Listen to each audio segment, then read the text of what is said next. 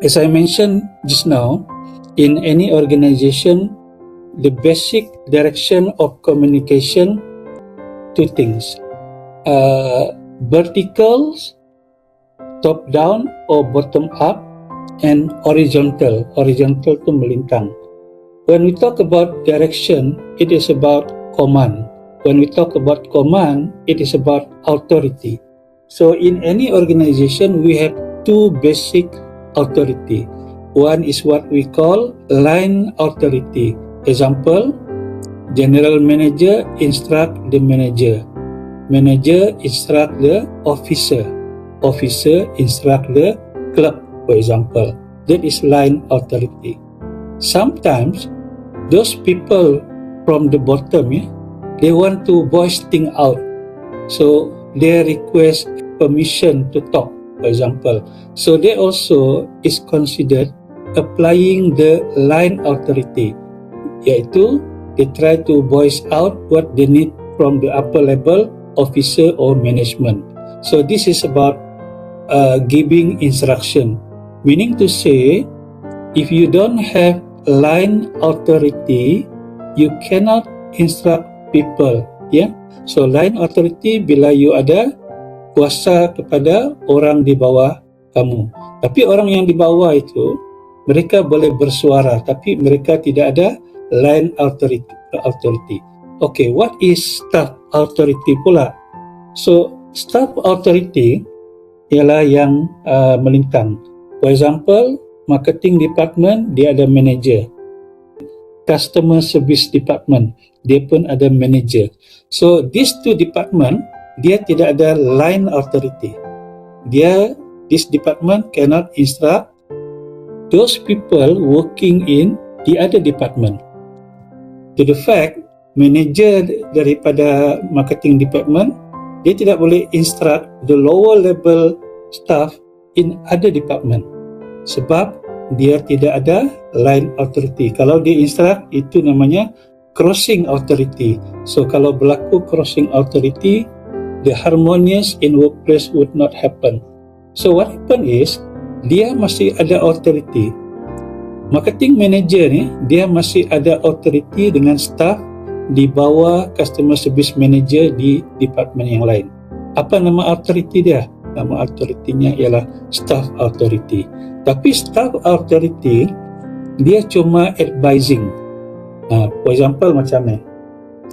Kalau the management want to appoint a manager in any other department.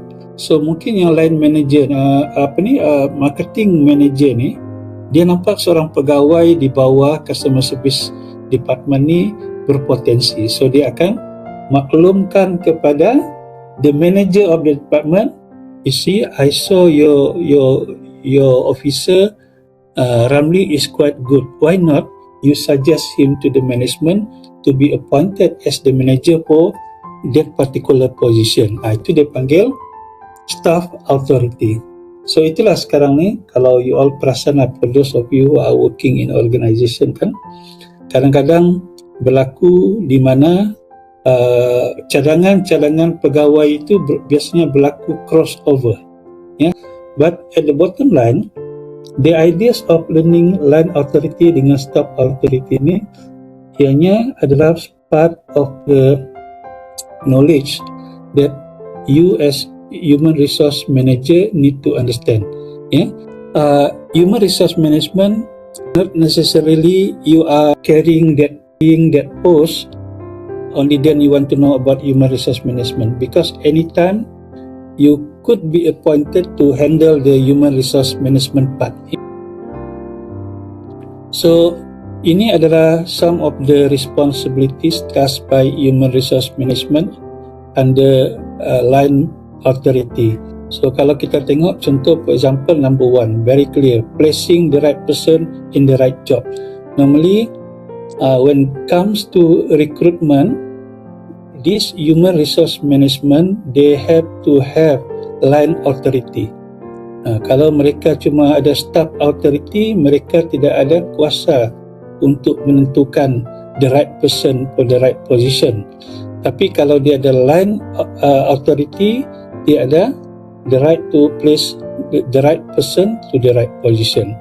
Itu satu contoh. And then look at number 2, starting new employees in the organization orientation. Normally once you hire new employees, you are placing them in the orientation weeks, which we call onboarding.